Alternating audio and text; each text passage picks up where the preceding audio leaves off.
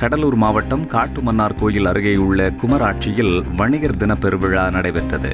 இதில் கலந்து கொண்ட வணிகர் சங்கங்களின் பேரவைத் தலைவர் வெள்ளையன், சுதந்திர தினத்தன்று வெளிநாட்டு தூதரகங்கள் முன்பு உலக வர்த்தக ஒப்பந்த நகல் எரிப்பு போராட்டம் நடத்தப்படும் என தெரிவித்தார்.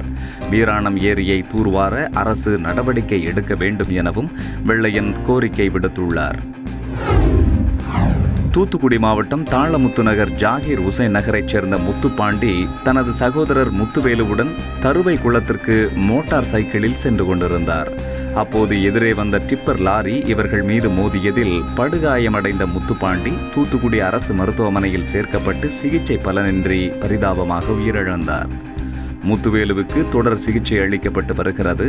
லாரி ஓட்டுநர் ராஜா கைது செய்யப்பட்டுள்ளார். தூத்துக்குடி அல்லிக்குளம் ஆண்டாள் தெருவைச் சேர்ந்த முத்துக்குமார் என்பவர் தனியார் கல்லூரியில் 1ஆம் ஆண்டு படித்து வந்தார். வீட்டின் அருகே இரும்பு கம்பியில் மின்சாரம் பாய்ந்து துடித்துக் கொண்டிருந்த முதியவரை காப்பாற்ற முத்துக்குமார் முயன்றுள்ளார்.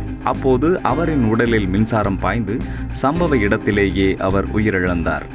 முதியவருக்கு சிகிச்சை அளிக்கப்பட்டு வருகிறது. கோவை பெரியநாயக்கன்பாளையம் மரத்தடி பத்ரகாளியம்மன் கோயிலில் 2ஆம் ஆண்டு உற்சவ திருவிழா வெகு விமர்சையாக நடைபெற்றது. அம்மனுக்கு பூச்சாட்டுதல், திருவிளக்கு பூஜை, முளைப்பாரி இடுதல், உப்பு வழங்குதல் உள்ளிட்ட வைபவங்கள் நடைபெற்றன.